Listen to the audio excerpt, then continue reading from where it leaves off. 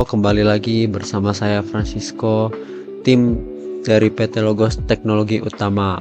Oke, pada kesempatan hari ini saya akan kasih tips atau kasih cara nih fitur-fitur dasar yang bisa kita gunakan di Outlook 365 ya, baik dari web base ataupun aplikasi Outlook langsung.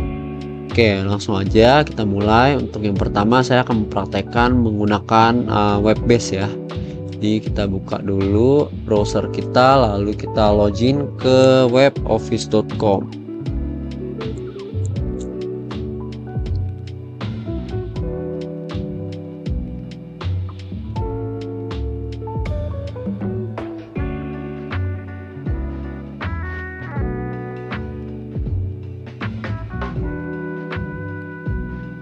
Oke, nah di sini ada sedikit upgrade nih dari Microsoft UI dari tampilan web office.com ya. Sekarang udah agak berubah nih.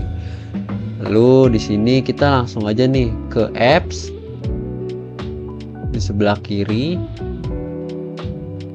Lalu kita klik Outlook, maka otomatis akan membuka tab baru lagi tuh.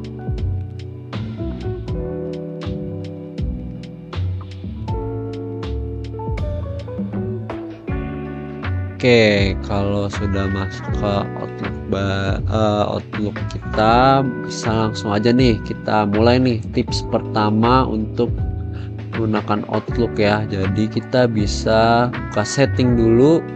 Nah, di sini ada banyak pilihan nih. Oke, untuk yang biasanya digunakan sehari-hari dalam pekerjaan sehari-hari kita tuh pasti yang pertama rules ya. Jadi misalnya nih kita mau ada email dari domain tertentu masuk ke folder tertentu. Nah, kita bisa membuat dari rules ini. Gimana sih cara buatnya? Oke, pertama klik add new rules. Tuh, ini namanya bebas ya.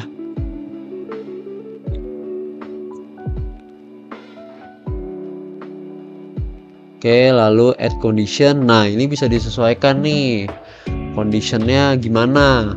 Nah, kalau mau cepetnya sih saya biasa menggunakan from ya. Nah, lalu di sini saya sesuaikan lagi nih, misalnya from siapa. Nah, ini saya tujukan misalnya from Irvin Sayers ya. Oke, lalu actionnya apa nih setelah menerima email dari user Irvin ini? Langsung kita pilih aja nih actionnya move to. Kalau kita misalnya mau pindahkan email tersebut atau copy atau delete, nah ini bebas ya, bisa disesuaikan aja. Nah, di sini biasanya banyaknya user itu menggunakan move to ya. Nah, lalu di sini tinggal kita select aja nih foldernya, sesuaikan nih mau pakai move-nya kemana, antara ke inbox, junk email atau yang lain-lain. Nah, kalau misalnya kita pengen membuat satu folder khusus buat user tersebut, bisa langsung aja klik create new folder, lalu kita namain nih foldernya apa. Oke, langsung kita save. Nah, yang ini bisa kita uncheck aja, lalu kita run rule now. Save. Oke, nah ini rules yang baru saya buat nih. Nanti otomatis email dari Irvin akan masuk ke folder Irvin gitu. Oke, next step mungkin yang biasa banyak digunakan user sehari-hari, kita bisa masuk ke account. Lalu ini nih signature. Biasanya kan lumayan effort ya kalau misalnya kita harus ketik hormat kami, nama kita terus nama perusahaan kita. Itu agak capek ya kalau kita misalnya harus satu-satu, atau misalnya biasanya masih ada yang copy paste nih, ditaruh di notepad, terus saat mau kirim email baru di copy signaturnya ke sini. Nah, ada sih cara mudahnya, kita tinggal create new signature aja. Nah, lalu ini wajib ya, namanya misalnya signatur, sorry, ini udah ada, berarti signatur testing nih saya namanya. Nah, ini langsung aja nih, bebas nih, misalnya format kami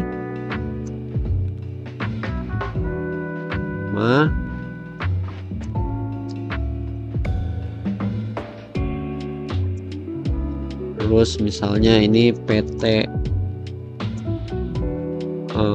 Golaga tuh. Nah, di sini juga bisa kita tambahin nih, contohnya picture atau logo perusahaan, kita bisa tambahkan di dalam signatur ini, atau hyperlink pun juga bisa kita tambahkan di signatur kita. Nah, misalnya fontnya juga mau disesuaikan, juga itu bisa kita atur di sini. Jadi coba di sini saya contohkan untuk fontnya, saya edit nih.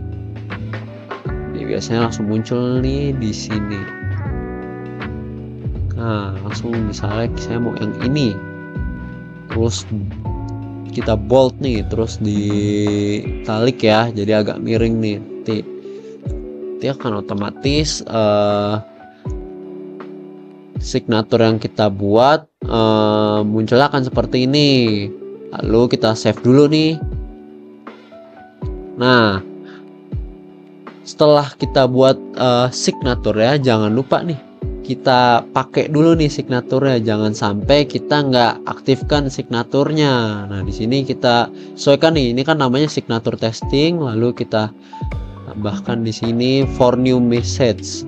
Jadi ini juga bisa disesuaikan untuk new message atau for replies atau forward aja, itu juga kita bisa sesuaikan. Lalu di sini misalnya saya mau dua-duanya ya, jadi signatur testing, lalu ini juga signatur testing. Itu jangan lupa di save. Nah, ini kalau udah seperti ini tandanya sudah otomatis berjalan nih signaturnya. Mungkin kita bisa langsung tes aja nih untuk signaturnya. Misalnya, nah di sini langsung muncul kan untuk signaturnya, jadi otomatis langsung muncul nih saat kita create new email atau kita reply email gitu. Oke, mungkin satu lagi nih, salah satu yang sering banyak user-user belum tahu nih dalam penggunaan Outlook. Kita balik lagi nih ke account. Nah, di sini ada namanya automatic reply ya. Jadi misalnya kita mau melakukan cuti. Nah, kita mau nih setiap orang yang email ke email kita itu tahu bahwa kita sedang cuti. Caranya gimana? Kalau kita tetap balasin kan lumayan capek ya. Jadi kita bisa aktifkan aja nih automatic reply. Ini tinggal di turn on. Lalu misalnya kita mau send reply di waktu tertentu aja. Nah, ini kita bisa sesuaikan nih. Misalnya dari tanggal 21 sampai tanggal 29, lalu jamnya juga bisa disesuaikan juga. Nah, di sini juga ada beberapa pilihan nih, kayak block my calendar for this period. Jadi misalnya ada orang mau nge-add kita di kalender, itu otomatis terblok. Lalu di sini yang kedua automatic decline new invitation ya. Jadi kalau misalnya ada orang yang nge-invite kita untuk event, itu otomatis langsung kita tolak gitu. Lalu misalnya yang ketiga ini ada decline and cancel my meeting during this period. Jadi nanti akan otomatis nih kita menolak dan membatalkan meeting yang ada di periode yang sudah kita atur. Lalu di sini kita sesuaikan nih kata-katanya. Misalnya saya sedang cuti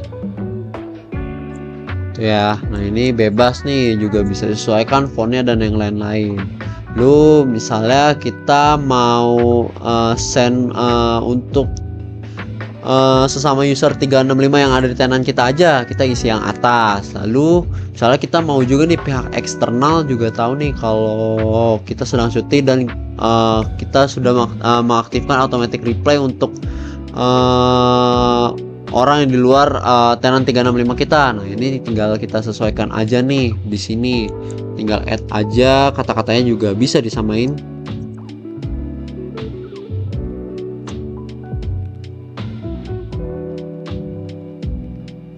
Nah, ini tinggal kita save. Nah, kalau sudah muncul notifikasi seperti ini, tandanya automatic reply kita sudah on. Oke, untuk tips Outlook-nya dalam penggunaan 365 ini mungkin cukup sekian aja. Nanti saya akan berikan lagi nih tips-tips penggunaan dasar dari aplikasi Microsoft 365 yang lain. Stay tune aja. Thank you.